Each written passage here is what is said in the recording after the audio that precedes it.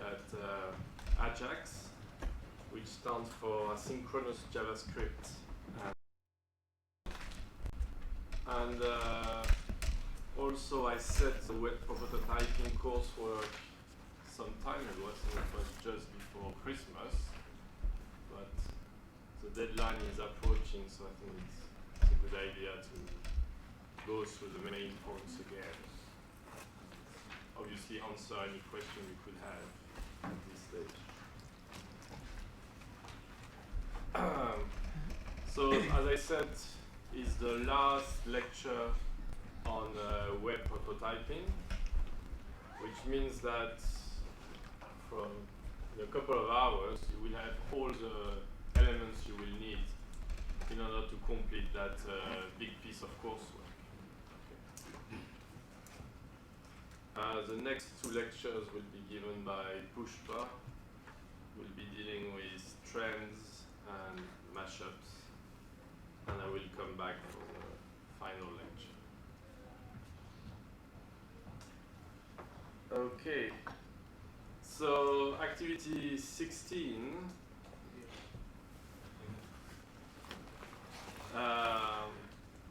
The submissions I received were excellent, but I only received 25, which is a very small number.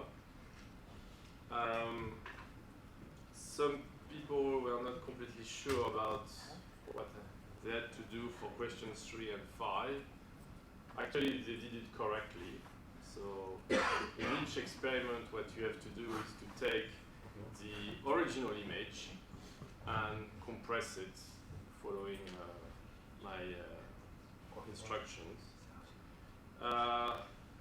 Submissions were good, but there have been a bit of confusion regarding calculating the compression ratio. Some people made mistakes there. I mean, it's not because you made a mistake there that you didn't pass, but I wanted to clarify that again. So the compression ratio is the size of the image before compression divided by the size of the image after compression.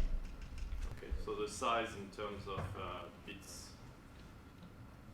So I'm going to give you a very practical example. So here is one of the images you have to deal with in that activity. So on the left is the original image, and on the right is the same image that I have compressed quite aggressively using JPEG. So you can see that the quality of the image has been degraded quite a lot in the process. So basically, you need to go through that process, taking the original image and compress it several times. And at the end, in your directory, you should have your original image and all your compressed images. Okay. In this example, I've done only 2, but there are a few more during the activity. And then, for each of those images, I have to know what is their actual size. Okay. So here you have a column with size, but it's not a very accurate figure. So if you want to get the actual size of the image, you need to right-click on Windows. You right-click and you choose Properties, and you will get a little window like that, which tells you that the first image has an actual size of 977,085 bytes. Okay, so that's the actual size of the image, and here is the size. And here is the file, the size of the file where it has been saved. Okay, because in the Windows operating system, the size of the files you save are quantified. You cannot have, so it's number of blocks if you want. So in order to save that image, they need to create a block which is a bit larger. Okay? But in this activity, what we want to do is to calculate the compression. So what we are interested in is the actual size of the image. The way it has been saved is not that important. Anyway, the two numbers are still quite close to each other, so it wouldn't change too much the results. So basically, the initial image has almost 1 megabyte of size. Okay. If I look at the JPEG image, I have here 2,197 bytes. So here we are speaking about 2Ks. Okay, going from 1 mega to 2Ks. That's pretty good. And the third one, which is the TIFF, I have 229,160 bytes. Okay. So now if I want to calculate the compression ratio, I just need to divide the size of the original image, which is around 1 mega. For the compression of the JPEG, I divide it by a bit more than 2,000, and I get a compression ratio of 444.7. Okay, so it's quite a serious compression, but we can see that in the process, the quality of the image has dropped dramatically. Okay, so in this specific case, the parameter that I choose for JPEG compression is 1%. Okay, so it's pretty aggressive, and in reality, I don't see any occasion where you would use such a number, okay? Because as you can see, the degradation of quality is so much that it's hardly practical. But for the sake of this exercise, I think it's quite interesting. If we look at the TIFF compression with a parameter of 50%, we can see that we get a compression ratio a bit above 4. Okay. So I hope it has clarified how to calculate these compression ratios and what you have to do in this specific activity. So I don't think this activity has any particular complexity. It's really about following these instructions and completing the activity sheet.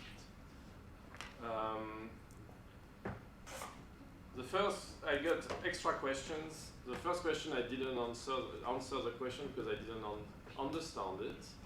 Okay, so if you ask me that question, send me the question again, but maybe with a bit more of context. I don't understand what it means. The second one is people try to do the activity on Mac and for some reason they had troubles.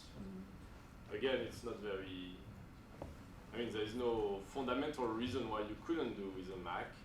Maybe you cannot use the same piece of software as the one I suggested, but in principle you could do it. In any case, you have plenty of Windows machine in the library and labs, so if you have troubles with your operating system, you can switch to Windows. A question about digital photography. I think the best file type is not to compress anything. When you are taking your picture, you have usually the possibility to store it in what is called RAW format.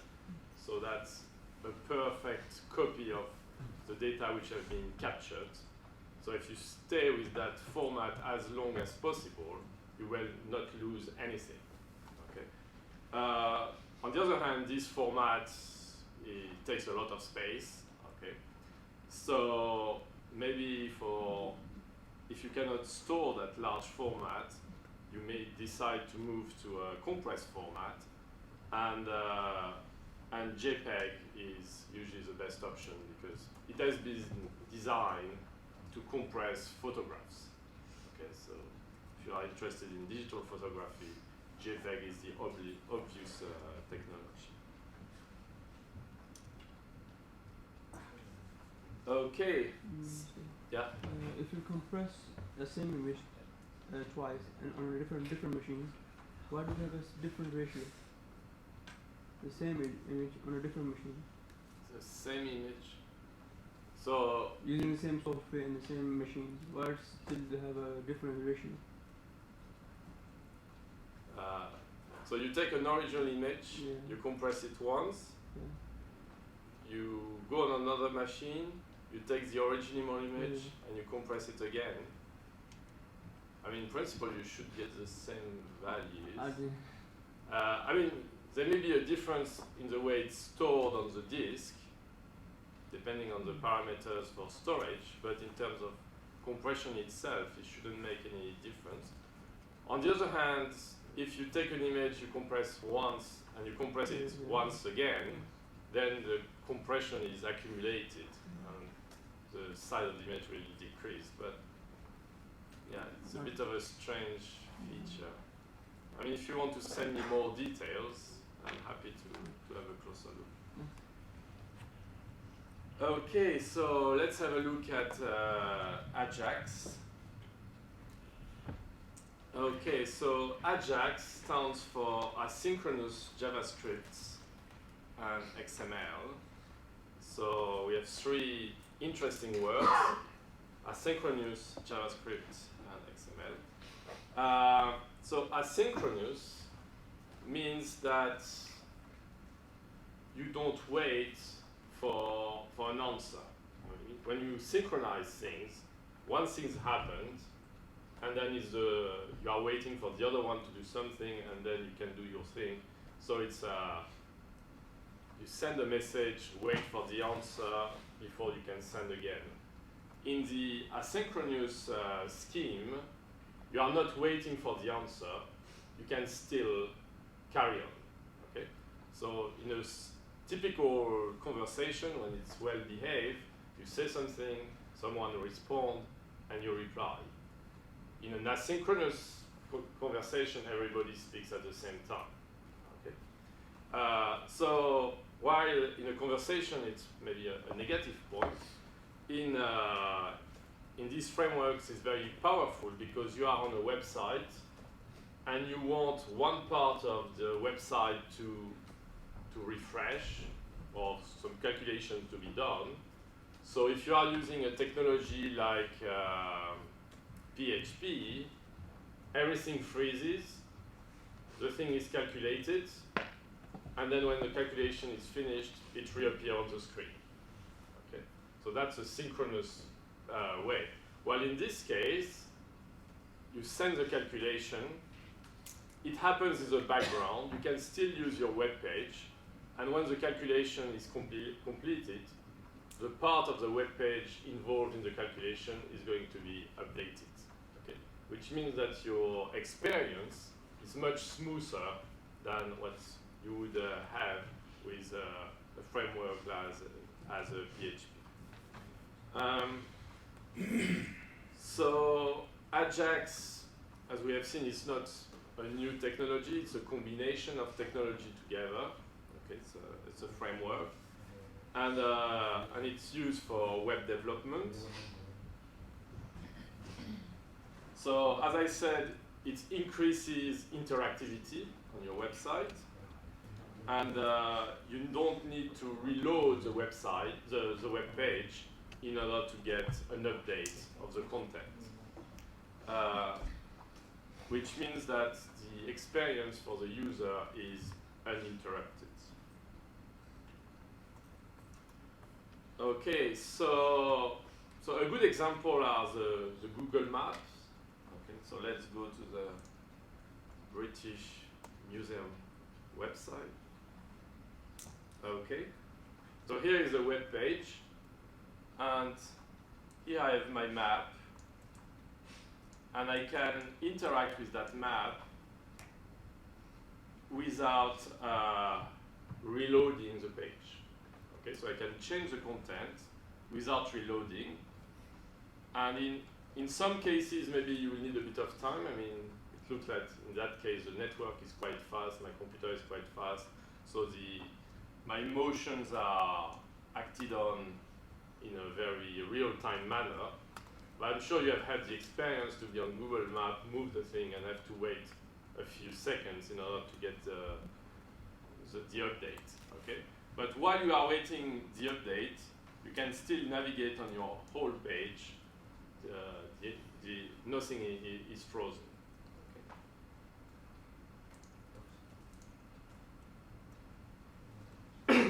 So Google Map is basically using JavaScript for doing that.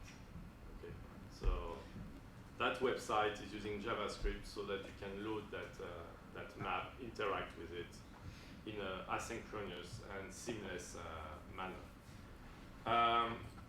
If you are you have a good attention to details, you will see that the suffix of the web page is not HTML, and it's not PHP either, okay?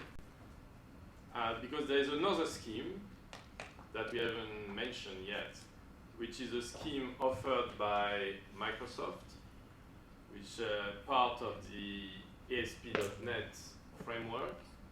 So, as you know, Microsoft usually has their own way of doing things. And so they are not using HTML, they are not using PHP, they use another scheme, which is called ASP. Okay.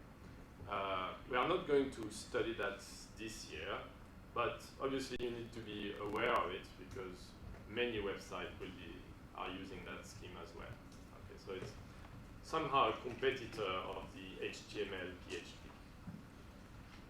But in terms of AJAX, you can use it with HTML PHP or with the ASP framework. So it's not linked to that. Another feature that you can see daily when you are browsing the web is which is also offered by JavaScript, is the ability to, when you do a search, to get suggestions. Okay. So what's happening there?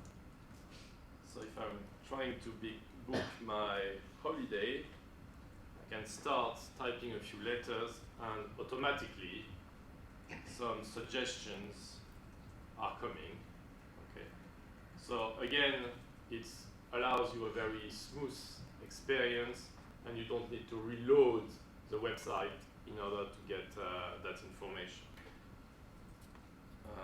So where are we going this weekend?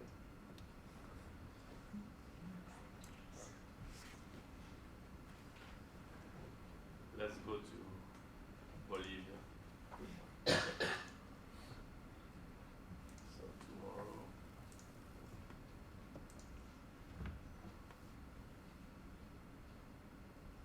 £19 sounds very cheap.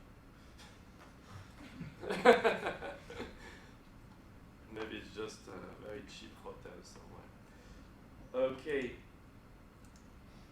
So you have already seen two applications of AJAX, the Google Map and the search, with suggestions. So you can see that it's a technology which is heavily used, and somehow it's a technology which is kind of expected. Okay, if you have a website, a professional website, and you don't have a Google Map which tells you how to get to the place, it feels that it's not a very modern place. Each time now that you have a search box, if you don't have the suggestion capability, again, it looks like old technology. So you really would expect that a modern website would be using those technologies, so it needs to be using AJAX.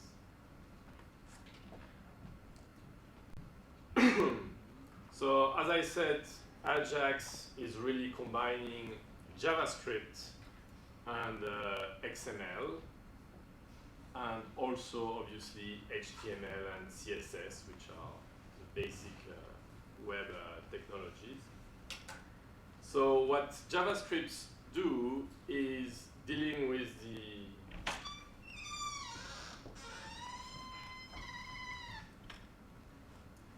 interaction between the user and the website. So JavaScript is somehow listening to what the user is doing. Is the user going on the Google Map trying to zoom and stuff? So JavaScript in the background is listening to anything that the user can be doing, and will capture that event, send it to be processed somewhere, and when the processing has been finished, get the result and display it on the screen. Okay, so that's what JavaScript is doing. And in order to do that, you need to do what is called XMLHttpRequest. So basically, you have your server, and during the process, you need to speak to the server in order to get some extra data, and it's done using that command. And this communication between your browser, which running with AJAX, and the server is usually performed by exchanging files in the XML format.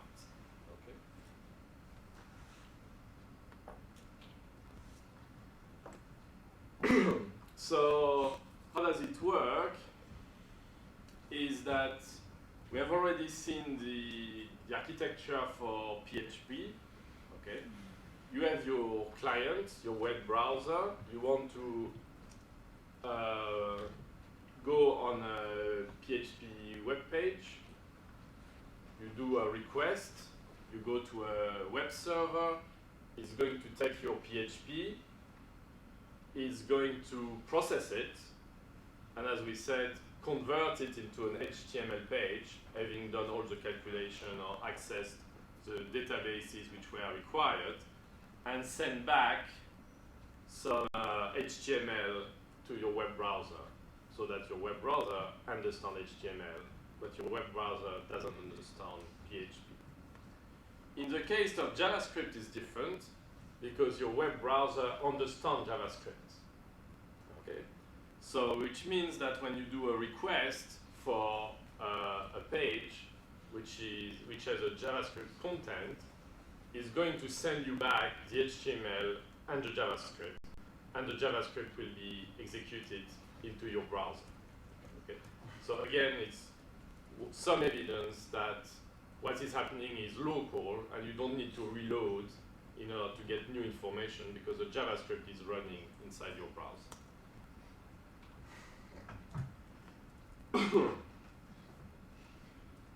So the way it works is JavaScript, when the user is making some changes, so JavaScript is going to make this XMLHttpRequest, and is going to ask for basically extra information to the web server.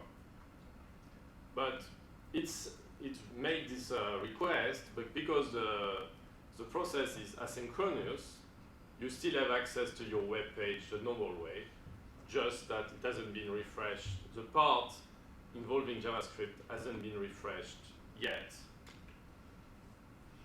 So eventually, the server is going to process the request that JavaScript has made, and that request may involve going on a PHP website. Okay? You're just making a request, and what happens on the server side, we are not really concerned about. So the server is going to process the request made by JavaScript, and eventually will send back the new information to JavaScript. JavaScript, as I said, is listening all the time. Is listening what the user is doing, but also listening what the server is doing. So at some point, the server sends the requested information. JavaScript capture that event and update the part of your web page which requires that new information. So the outcome is that it refreshes the part which is involved with JavaScript, but doesn't refresh the whole page. Okay, which means that your experience as a user is much smoother. So in a typical web application, so you will have your JavaScript in what is called the front end. So that's the piece of code that the user is interacting with, and is that piece of code which is going to capture the commands that the user is giving, and is going to send those requests to the server. So on the back end, so that's where the program that's the program which is running on the server. So it's going to receive the request sent by JavaScript and eventually send the response back to the client. And what is happening on the server side is usually, I mean, depending on the complexity, can be a program which is written maybe in PHP, Ruby, Perl, or other languages. And again, JavaScript is the one which is going to receive the response from that server and display it in the web page without updating the whole web page, just the part of interest. And as I said earlier, the communication between your browser and the server is usually made using the XML format.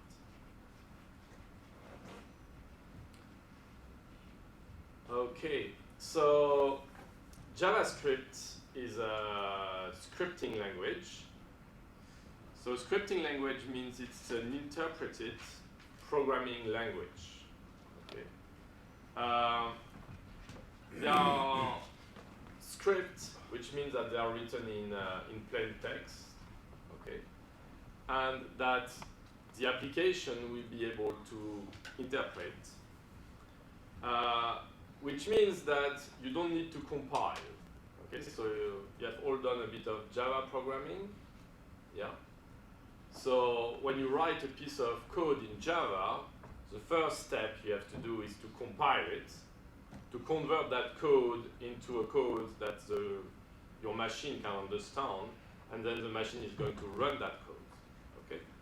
Which means that if you have made a mistake in your code, your compiler can complain and say, I don't understand, I cannot compile, change your code.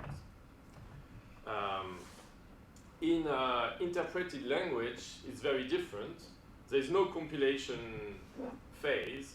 So you write your code, and when you run it, it's going line by line. It takes the first line, converts it for the machine to understand it. It executes that. Then you go to the next line, and the machine converts it in order to be understood by the machine. So it's done line by line, okay? Which means that if one line is incorrect, you will be able to run your code up to that line. Okay? Which means that when you are developing the code, it's quite a nice feature because you don't have to compile all the time, and if there is an error, it stops the compilation and you have to go back. You can run your code and it stops when it cannot understand anymore the commands you have written. The other thing is that since it's the lines are converted for your machine when you are running the code, it means that your code can be run on any machine. Okay? It's not when you compile, you have an executable, and the executable has a specific format. It has been compiled for a Windows machine with 64 bits. So you try to use it on a Mac, and it's not going to work. While if you are using a scripting language, the conversion is done on the fly. So if the conversion is done on a Mac machine, it's going to convert it in some Mac code. Okay?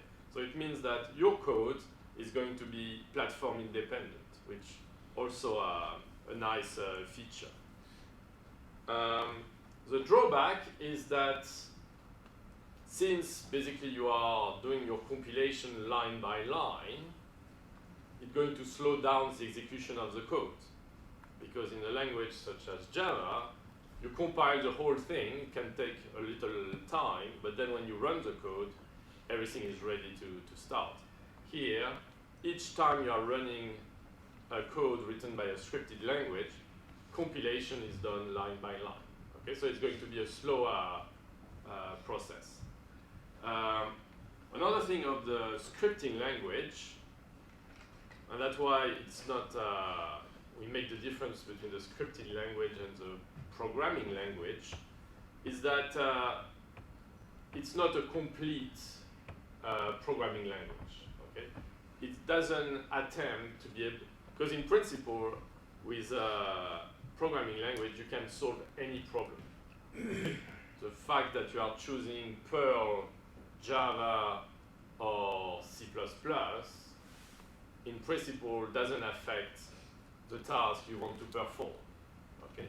The three languages, in principle, are able to solve any processing task. It's like choosing a language. You want to say something, you can say it in French, in English, in German, in Urdu, in Arabic, in any language.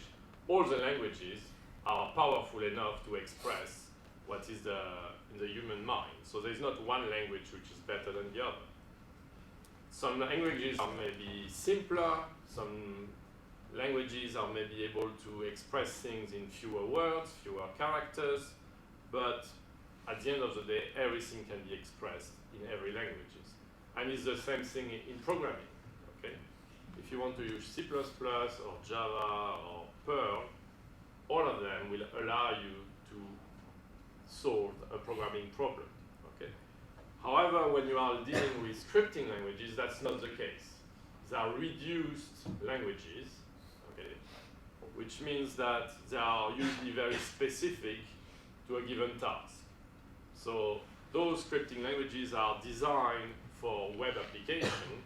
So you have all the commands you need in order to do a web application, but you don't have, but many of the commands are missing, so you cannot do other things. We have already studied one scripting language, which is PHP. Okay.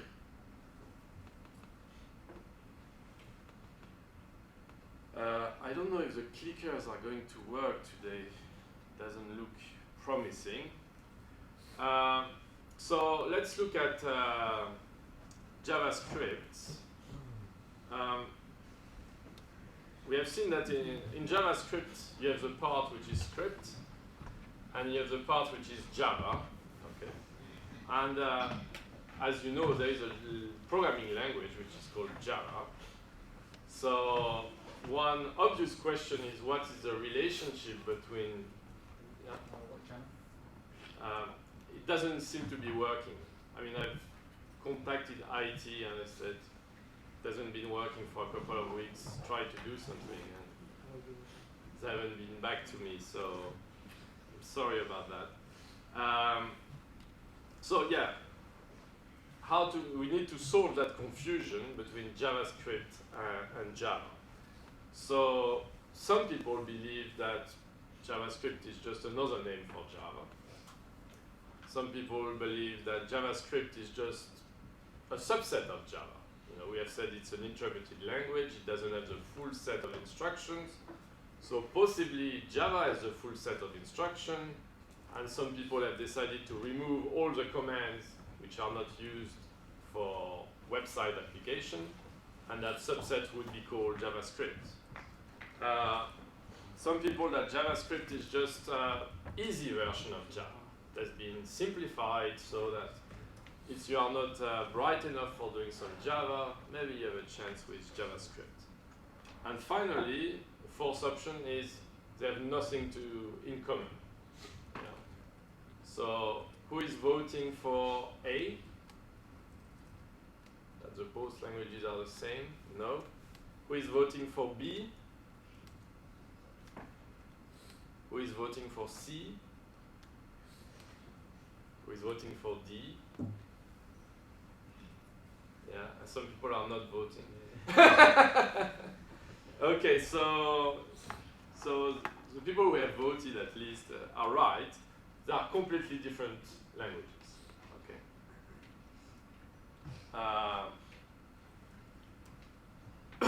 So JavaScript is the first scripting language for the web. Okay. It was developed by Netscape, which used to offer one of the first browsers, web browsers in the 90s. When you look at the syntax, you know, you have for loops, you have if statements, and that kind of stuff. It looks a bit like Java, C++, but as we have said already, it's a scripting language, so it's not as powerful. On the other hand, it's a bit more flexible, which means it allowed loose typing. Okay, you know what loose typing is? Not quite. So, for example, that's JavaScript. So you can define variables with different types. So you can have a type which is number. So again, you see that it's not like the other languages where you have a distinction between integers and floats. Here it's just number. Okay, so it's not as rich. And you have a type of Boolean. Okay, and what you can do in JavaScript is to say, to add up a number with a Boolean, okay? Which in reality doesn't really make sense, okay? A Boolean is true, false, and number is, you know. So in Java, C++, that wouldn't compile, okay? Compiler will say, that's not possible.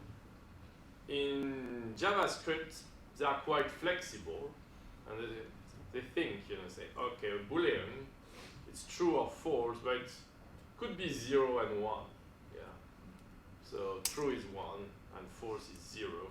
So if I have to add up a Boolean with a number, I'm going to say that the Boolean is 0 and 1. So if I add 6 with true, it's going to be 7. Okay?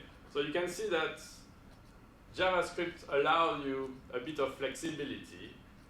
If the types are not quite right, it will try to find a way to add up things, okay? Which obviously has strengths and weaknesses. It allows you to make big mistakes, okay? Because you may make a mistake in your code, and JavaScript will find a way to make it to have sense, even if initially it didn't have any sense whatsoever. While in Java or C++ will say, hold on, I don't understand that, rephrase it. JavaScript will say, that's okay. On the other hand, it can be quite handy because, you know, you can use that feature. Why not? I mean, if you see the Boolean as 0, 1, you may use that for doing operations. So it's a bit dangerous, but you can take advantage of it if you know what you are doing. So JavaScript is not Java, and it's very different from Java. Okay. So what are the differences? So someone said JavaScript is to Java is like carpet against car, and hamster versus ham. Okay, it's just characters which are similar in the names, but it doesn't mean that the two things are similar. Actually, it's called JavaScript for a marketing reason. That's the only thing. When they started JavaScript, there was a lot of hype about this new programming language called Java. Everybody wanted to do Java. So if you have to create a new script, how am I going to call it? Yeah, JavaScript. But they have nothing in common. Just, it was the time of Java, so they called it JavaScript. Okay. So it's just a marketing plot to make believe that this cool new scripting language has to do with something to do with this cool new programming language called Java. Okay. That's it. So if we do a more precise comparison, Java is the child of C and C++. Okay?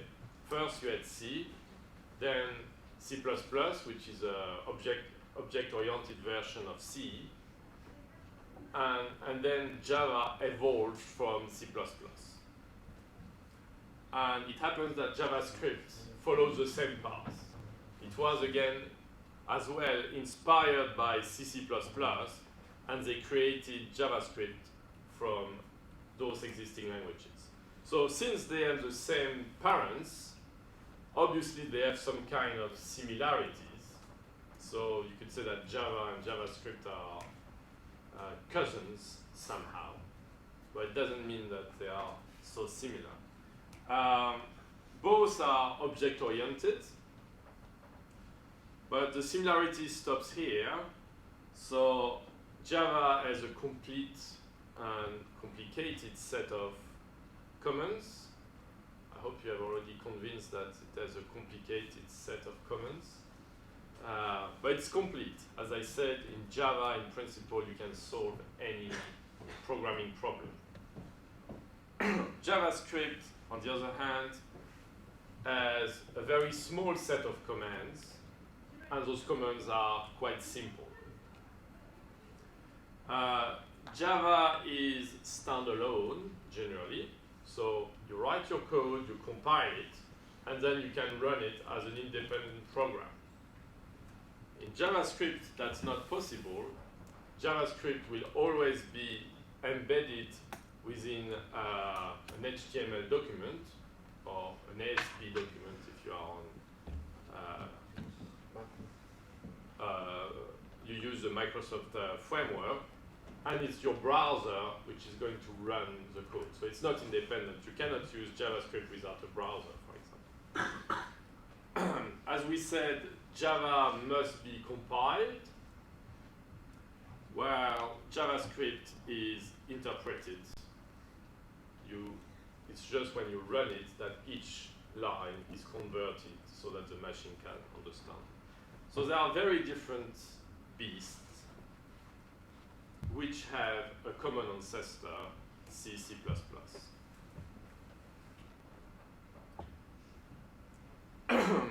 So JavaScript has some limitations. So as we have seen, the JavaScript is a code which is embedded in the HTML page, the same way that we saw that PHP was embedded into an HTML page. You will use JavaScript the same way.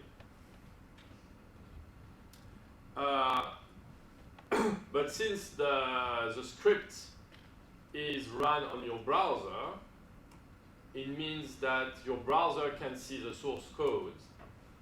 And if your browser can see the source code, any browser sees the source code. Okay? So if you write a web page in JavaScript, anybody in the world can go to your web page, look at the source code, and reuse your JavaScript. Okay? Your code is not secret, because we have seen that in PHP, you cannot get access to the code, because the only thing that your browser sees is the interpretation of the PHP which has been converted into HTML. So when you look at the code, you get HTML. You don't know how it was calculated. In JavaScript, you see the source code, okay? Which, it's a limitation somehow, but it may be a strength as well, which means that when you are browsing the web and you find a cool application which has been written in JavaScript, you can just get the code and use that code for your own web page, or edit it, change it. So I guess there are pros and cons. Also,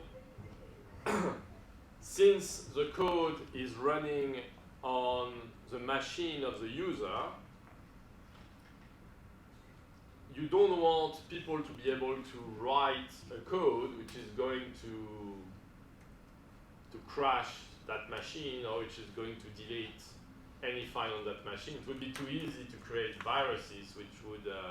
so by design, JavaScript has been created in such a way that you cannot touch the files which are on the machine which is running it. Okay. All the stuff has to come from the server. Okay. So again, it's a limitation of the language. You cannot take advantage of local files for applications. And again, a strength is that it can be run on any type of machine, okay, because it's interpreted. On the other hand, since it can be run on any type of machine, it cannot take advantage of specific hardware specification of your machine. Okay, you may have some GPU processor, some great graphic cards, a lot of great stuff, but unfortunately, JavaScript will not be able to take advantage of that because you cannot specify in the code, yeah, if there is a big graphic card, use it. No, that's not possible. Whereas when you are writing a piece of Java or C++, you can do that. You can say, if the machine where the compiler is has such and such feature, take advantage of it in order to execute your code faster.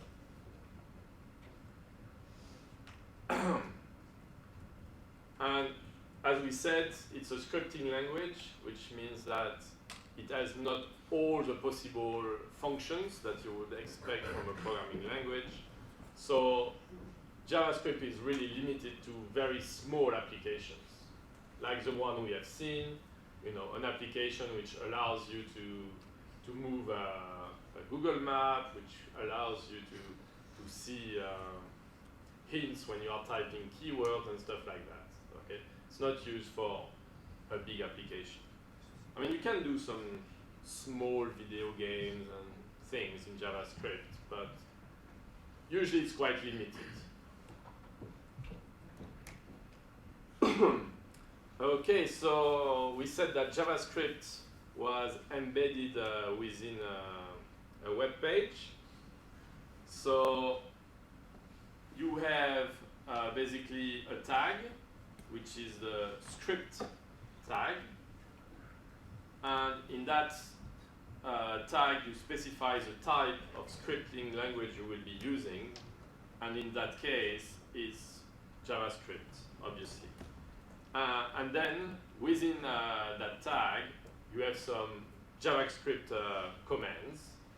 Okay. So here is just to write something on the screen. And when you write, you may want to use HTML tags that will be used for formatting. Okay. So by just looking at those commands, you can see that all the commands ends with a semicolon. Okay, so same thing as in C++ and Java. So you can see that the ancestor influence, and also you can see that when you are making comments in JavaScript, you can use the double slash if it's a comment on a single line, or you can use slash star and close with star slash if it's over several lines of code. So you find that in Java and C++ as well.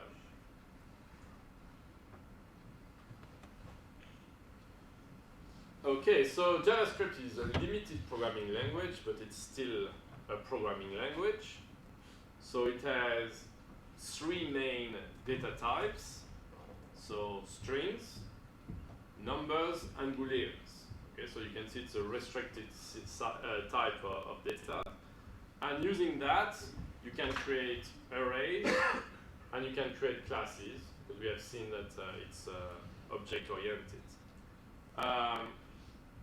In terms of operators, control statements, you have all the main ones that you would expect. You have the if else, while, do while. You have some basic mathematical functions that you may need. This one is quite useful, is the prompt function.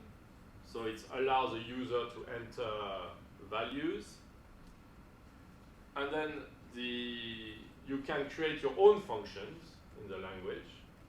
And so for example, you could write a function which check if a string is a palindrome. You know what a palindrome is? Yeah. It's a word that you can read from the left or from the right. That gives you the same word. We have a good example of a palindrome.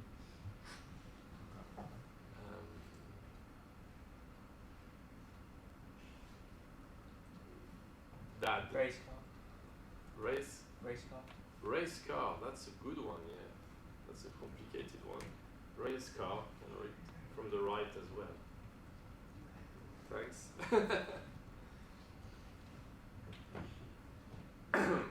Okay, so one part of AJAX, we have said, is JavaScript. The other part is XML, so that's the format of the files which are used for communications between AJAX and JavaScript and the server. So XML stands for Extensible Markup Language. And the good piece of news is that XML looks like HTML. Okay. And actually HTML, the latest version of HTML are a subset of XML. Okay, so if we look at the history, someone invented the initial HTML with this system of tags. And people said, yeah, that's a great idea, but we would like the user to be able to define their tags for other applications. So they took the concept of HTML and created what they call XML. So a system where you are using tags, you start tags and close tags in order to store information. Obviously, some part of the HTML language didn't fit in that process. And then, so they created XML, and then the HTML community went back and said, yeah, this XML stuff is great. Let's change HTML so that it fits fully the XML framework. So an XML format document could be that form, okay? I am the one who decides what the tags are, okay? So I've decided that when I'm communicating with an application, I will use files with this format.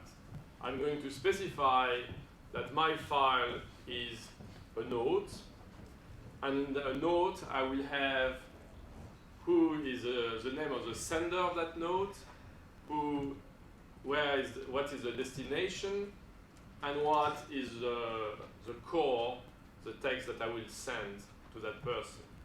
Okay, so that's what XML allows me to do. I can set the tags myself, and then we can agree with someone else. I'll say, my files has this format.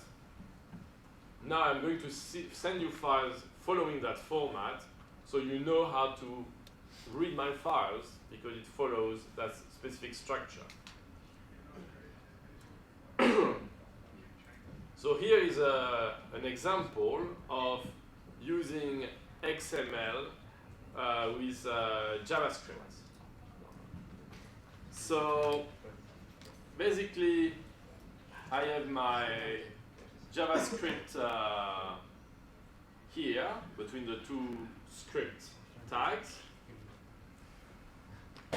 I have a communication with the server, and I'm going to extract. I ask the server to send me a file, and this file is node.xml. Okay. And now I'm going to call some JavaScript functions which are going to extract the content of that XML file. Okay. So the function start with from the class XML_doc. So it understands already that it's an XML format and understand how things are structured. So basically, I'm going to extract here the content of what is in between the two tags, what is between the from tags, and what is between the body tags. So I'm extracting that information, and I'm going to initialize those three variables using that information. And those three variables are used here in some pure HTML. Okay? So those are HTML variables. We have already used HTML variables when we were using forms, you remember? We used forms at some point, where users could type values in a web page, and then the HTML could take these values and display them. So here is the same process, but the values are not coming from the users, they are coming from a file, and that file is written in XML. Okay? So here is the content of the file, that's what we have seen before. Here we have the JavaScript function, which is able to understand XML. So you just have to specify the tags, and automatically it's going to retrieve the content between the tags. And so what I extracted from my XML file, I put them into my HTML variables, and that way I can display on the screen on my web page what has been coming from that file. Okay? Which means that now I have a dynamic web page. If I want to change my web page, I don't touch the web page anymore. I just change my nodes.xml file. Okay? I can update my nodes, and each time I run that web page, it's going to find the latest version of the file and display it on my web page. We have seen that communication on HTML can be used using get or post. Okay, so get is simpler and faster. However, post is more robust and it's secure. Okay.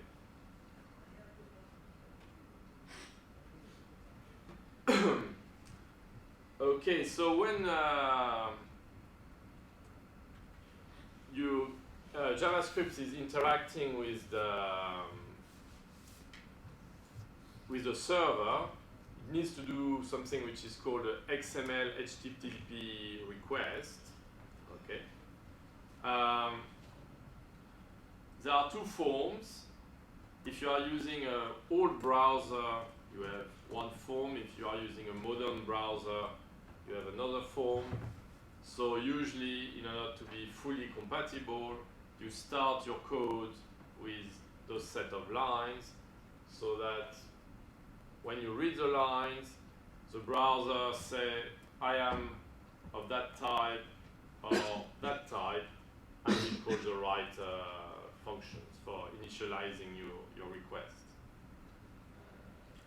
And as we have seen, you need to choose the type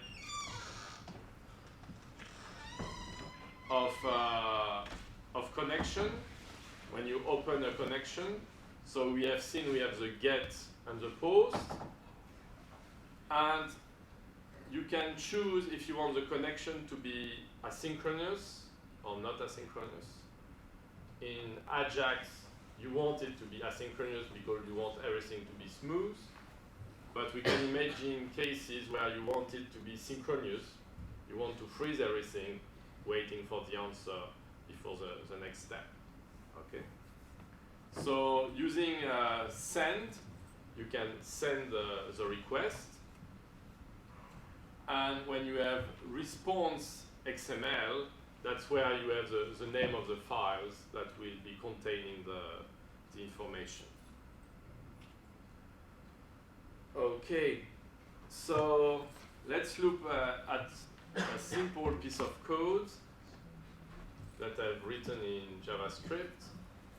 You can see that my pages are always very minimal, so I have no design abilities whatsoever. So I've created a very simple quiz with a simple question. Okay. So I have just a question and a button. You can press the button and it gives me the answer. Okay. So that has been written using JavaScript. A very simple piece of code. So what's happening in that code? I have a piece of script, which is here. And then I have some pure HTML. This HTML, in my HTML, I create a button. And when I click on this button, it calls a function which is called go. And that function has been defined as part of JavaScript. Okay, so it's a JavaScript function that I call from my HTML. I click on my button on HTML, call the go function, and the go function is calculated and processed using JavaScript.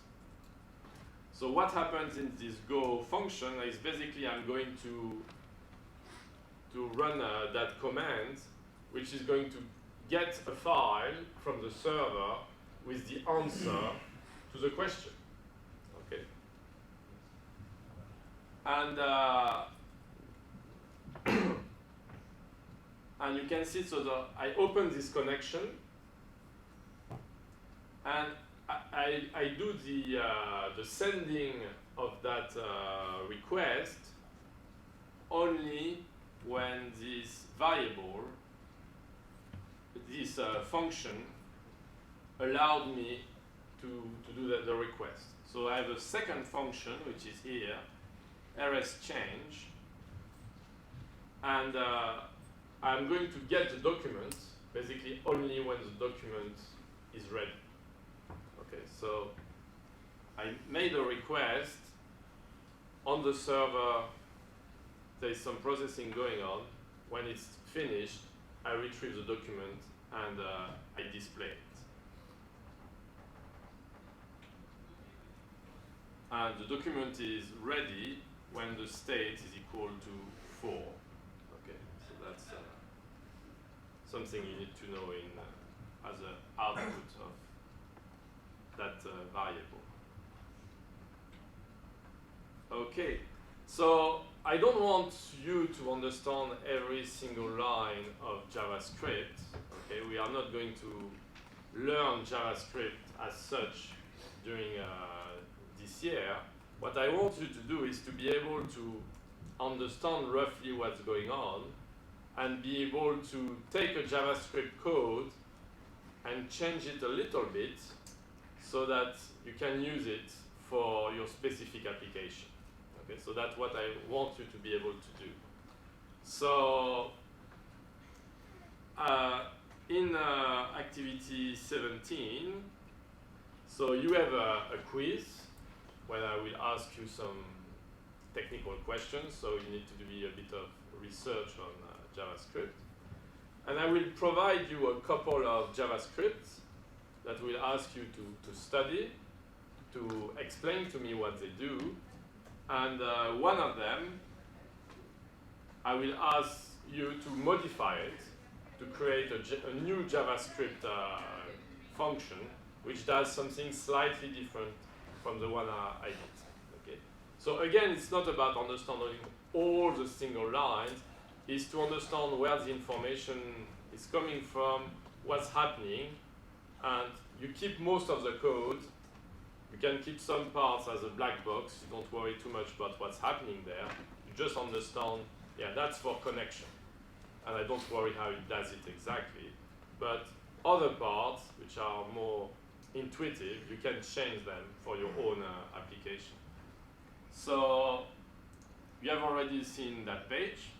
So I have a quiz with 1 question. So I'm going to ask you to make a quiz with 5 questions. Yeah. So, you know, I've done most of the work already for you. Another piece of code I want you to look at is this one. So I want to have this search, if you want, functionality. I start typing letters, and automatically JavaScript makes me a suggestion. Okay, so here it's names.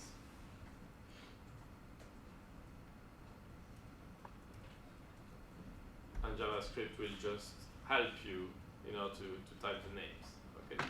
So again, I want you to study the code I provide to have some understanding, and in principle, you should be able to change it if I wanted to have more names, for example, in that list.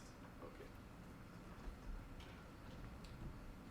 But yeah, I want to stress that you are not going to learn JavaScript, just to understand the main principles, so that when your JavaScript is there, you can more or less follow. I mean, you know already all the logics from Java, how the statements, if statements, loops, and function works. So you have already the main concepts. And here, you will be able to hopefully understand JavaScript and change little things without creating a whole function from scratch. Okay. So now that we have finished with the web prototyping skills that I want you to acquire this year, I think it's a good time to go back to the web prototyping piece of coursework. So as you know, it's 20% of the final mark. Okay. So it's quite important. And also it's quite a large project at this stage, and that's the skills you will earn here are skills that you will be using for the next few years.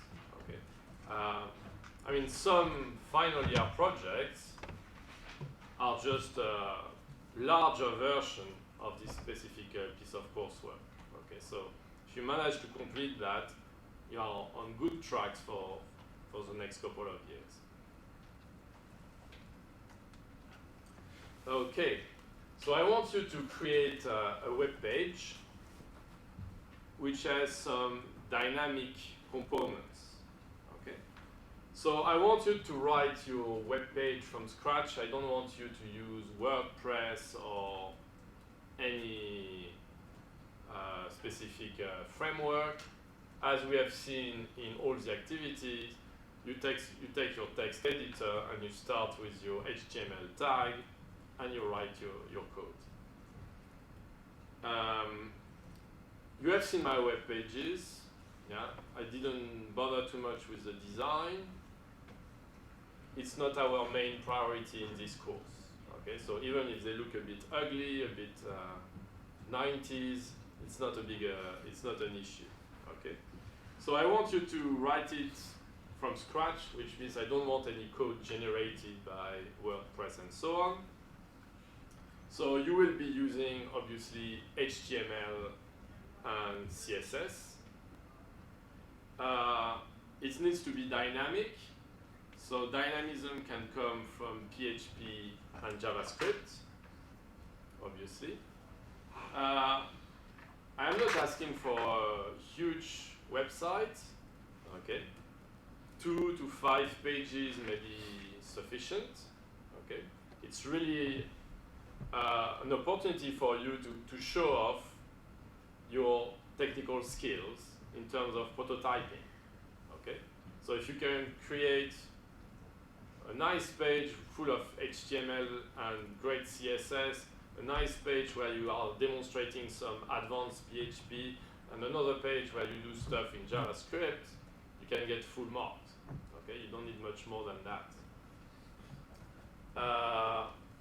So as I said, if it doesn't look professional, if what the web page does is not very useful, it doesn't really matter. Okay, that's not the aim of the exercise.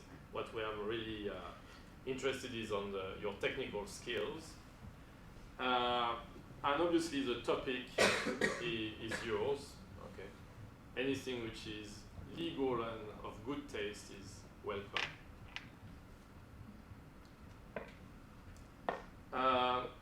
Okay, so obviously HTML and CSS are the easiest techniques you could use. If you use only those techniques, you are not going to pass that piece of assignment. I should tell you that you will get a mark for that assignment. It's not like the activities where you fail or you pass. Here you will get an actual number. So you may fail, but you will still get 32% or something like that. Okay? So as I said, HTML and CSS is not sufficient if you want to pass the activity, the assignment. I would like some dynamic component. So dynamism can come from PHP. You can associate MySQL with PHP, which add a level of complexity, which is always welcome. And you can have some JavaScript code as well. So basically, the more advanced the code you are going to generate, the higher your mark will be. Okay? So if you use PHP but you don't use MySQL, you will get maybe a bit of a lower mark. What is important as well is to comment your code. Okay? I want you to explain to me what that code is doing. Okay? And I would also, and I really need to know what piece of code is not yours. Okay? And that's okay. Yeah? Can we use things like jQuery? jQuery, are we allowed jQuery? No, you're not allowed jQuery. So you may find, I mean, like we have seen in JavaScript, I'm providing you with some code, or you will find some code on the internet, and you want to change a few things in order to make it useful for your application. That's okay. Okay, you can use anything you want from the internet. Just tell me. You say, I use a JavaScript code allowing me to do a quiz with one question, and I have edited it, I have changed those lines, and I've added those lines in order to do a JavaScript quiz with 5 questions. And that's great. You know, in JavaScript we haven't done much, and if you do that, you can get full mark. Okay? So feel free to use code from somewhere else. I mean, we have seen that in the PHP assignment as well. I asked you to get some code from somewhere else. So use some code from somewhere else if you think it's useful, but just make it clear. Okay? It's not cheating. You said that.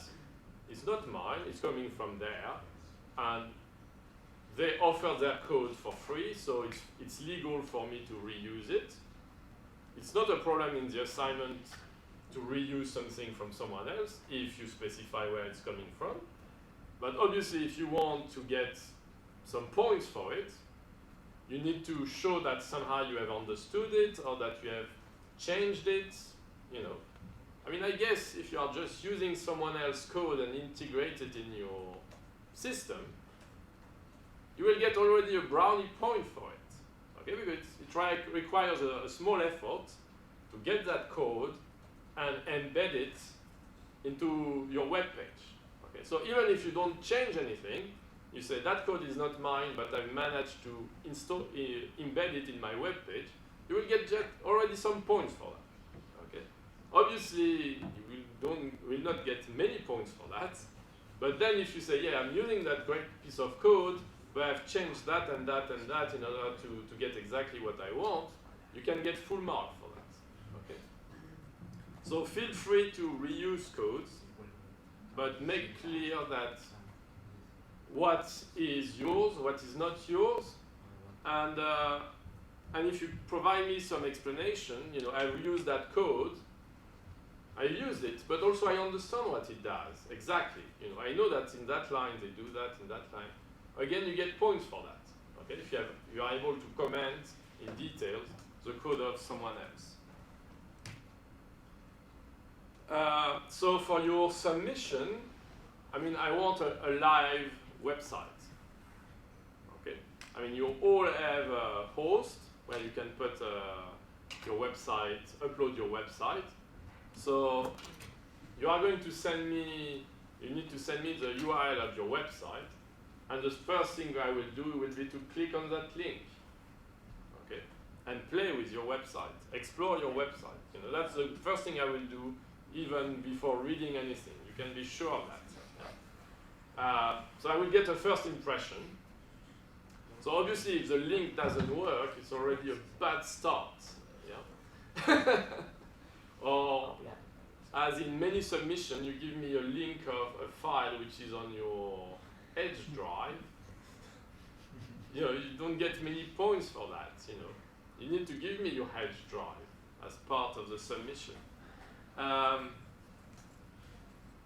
And so you need to have that link, which is essential. And also I need a small report, okay, where you tell me what is the aim of that website, what is the expected audience. So you could say it's an educational site which is made for kids age range 8 to 12 in order to learn basic mathematics, or it's for parents to be able to support the students' learning, or something like that. So tell me what is the purpose and what is the audience of that site, and then tell me about the functionalities, what is offering, okay?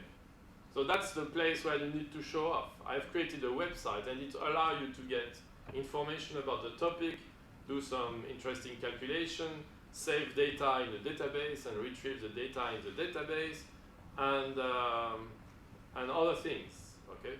You give me the whole list of what it does, and for each of those functionality, tell me how you did it, okay?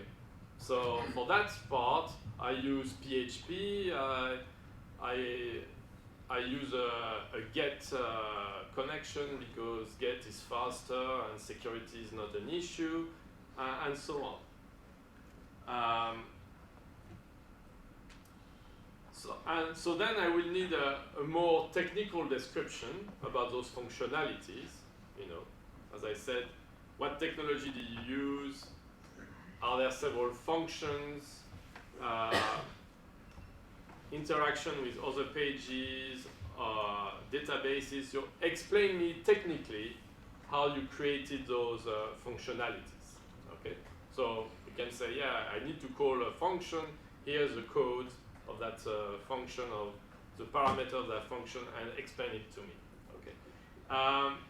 Some people create a lot of functions. You know, they are really good developers, and in that case, you know, I don't want a 20-page report, so just explain to me the simplest one, okay? Or, you know, some are very repetitive. You know, if you create a function for, you know, a calculator with addition and multiplication, if you explain to me how you do the addition, you don't need to explain to me how you do the multiplication, okay? You say, yeah, the multiplication function is the same as the addition, okay? Or if your code has a lot of advanced stuff in JavaScript, PHP, you don't have to spend too much time telling me about the HTML stuff you have done, okay? It's really about showing off your technological level.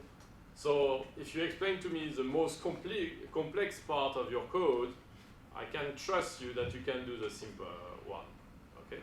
So again, I don't want a piece of code which is a report which is too big, you know. What I'm really interested in is your technical skills. So it's about showing off, demonstrating that you made it yourself, what is coming from outside that you have copied, and what are the skills you have acquired. As I said, so you will need an appendix with a copy of all your code, and there make clear what code is yours and what code is not yours. Okay. And if it's not yours, give me the source. You know, it's coming from that website or that book or whatever. And that's fine. Otherwise, you are at risk of plagiarism. Okay. In any case where there's something which doesn't belong to you and you haven't cited, that's plagiarism. And you know that it's a serious offense, that if we are suspected of plagiarism, you will be called in front of judges, I mean, a university panel, and if you are found guilty, you will have serious problem. So the minimum penalty is you get 0 for the piece of the coursework. Another penalty is you fail the module. Another penalty, we kick you out of Kingston University. Okay, so it's not a good idea to do any plagiarism. It's not worth it. I mean, now we detect it very easily. I mean, you know, there are all those tools available. It's very easy. You know, each time you submit a piece of assessment, it goes through Turnitin. Turnitin is going through the whole web and comparing your text, your stuff, with everything which has been published on the web. So, you know, and there are other tools that we don't tell you about. So, you know, it's really not worth doing it. Also, you know, from your explanations, it's very easy to get if you understand what you have in your report or not, or if it's so advanced that it's unlikely, or if the style of the writing, I mean, we are pretty good at detecting it nowadays, so don't take the risk, it's not worth it. Okay, so the submission deadline is the 15th of April. Okay, so you still have 6 weeks for that. So it will be electronic submission, and there will be a link on the study space. Okay, thank you very much for your attention. And as I said, next week, marking schemes. Yeah, 40% for the complexity, 40% for the explanations, and 20% if it looks nice or if it's useful. And you have more details about my marking, but I've already mentioned. For this piece of coursework, you may want to use your mentors. Okay. And also there is something called the SEC Academic Success Center. It's on the first floor of the Sopwith building. So basically I believe they are all PhD students who are making a bit of money by helping people who have a problem in programming. Okay. So they are very advanced programmers, and if you are stuck, need some help, go and visit them. Okay, their availability is on the door of that room. So you have quite a bit of support there, so it shouldn't be a big issue to complete that piece of coursework. Any question? No? So thanks for your attention, and next week that will be pushed back.